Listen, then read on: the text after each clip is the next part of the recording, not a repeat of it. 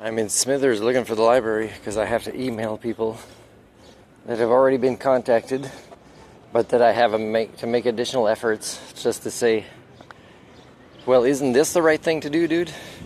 And sorry, I can't protect you now because, well, you're thinking only of yourself and not hurting your relationship with Lordco, for example.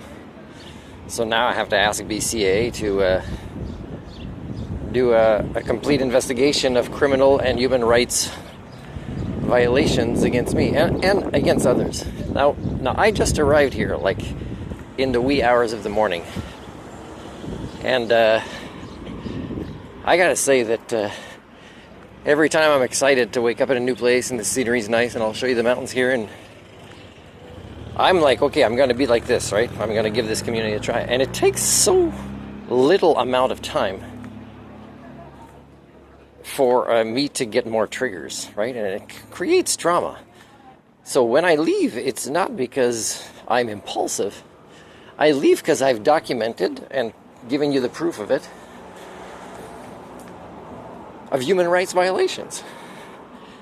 So who would stay in a place like this? And of course I know there's no grass greener anywhere else, but it's getting shorter and shorter, the accumulation of such things, and it builds on top.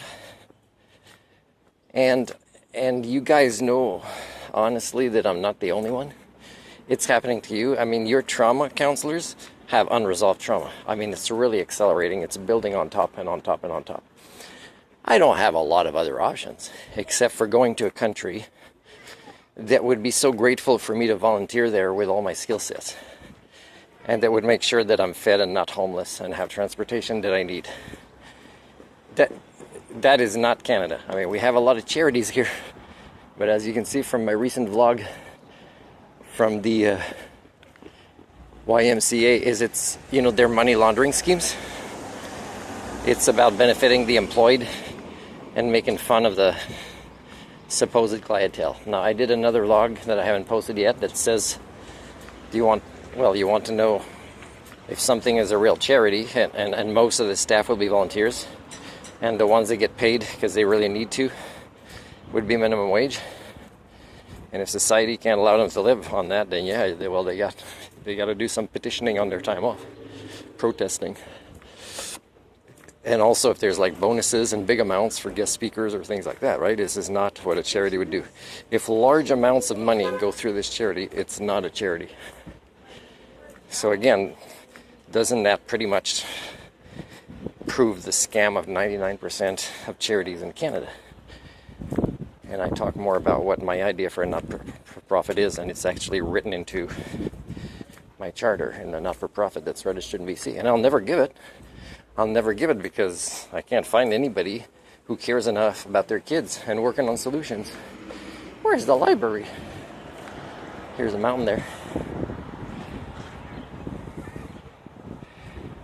I gotta read some signs now. Should I go to the police and say I'd like to do a criminal investigation with you into Lordco?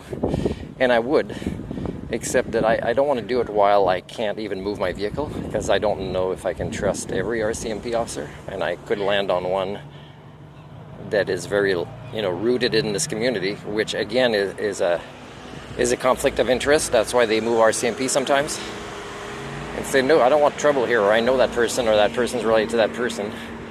And then they break the law by not taking down the complaint or not taking it seriously. And if you think this doesn't happen, it happens in every country of the world. I'm going to ask somebody here about the library. Yeah, she was nice. Lady showing me. And I know there's people here that would like me.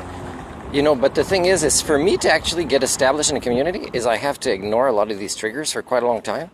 And if I manage to, let's say, open a little place somewhere where I can do tutoring and offer, let's say, free workshops or support groups, and maybe 6 months later people say, man, this is a valuable member of our society, then finally. But in the meantime, they'd be plenty of triggers of human rights violations or me having to advocate for myself. And when I do, the behaviors to actually require me to advocate for myself keep accelerating as I advocate for myself. So I'd have to kind of put that aside, and then somebody after 6 months, I'd be, oh, I recognize that person. I don't know if they recognize me, but I remember the human rights violations that I suffered from them. And that's pretty much what I'd have to decide if I settle into a community such as this, which I would. But don't forget, I'll never be able to afford to have a place to even open up a little office to put a sign and wait for people to come and then spread the word, just like they did with my driving school. Word of mouth is really how. Yellow pages, big waste of money. When I tested through questions, word of mouth was getting people calling me. The quality of my services. And I know this is still me, but I'd have to take on so many more triggers and violations and criminal acts against me, against even done by authority figures who get paid to act in opposite ways. So this is me living among you and these sacrifices I have to make. And this is just to be able to give a little bit back, and it will never reverse what's happening in your downfall. So again, it brings me back to, I found the Salvation Army. I don't know if I could take showers here. Because I'm already feeling like I need a shower after the pool yesterday. From the time I've had, a rough sleep, and the sheets are getting dirty, and I'm going to read what it says here. But the thing is, again, selling enough to get a plane ticket to go in another country, it says volunteers needed here again. Except when I introduce myself and I'm not religious, not good enough to volunteer.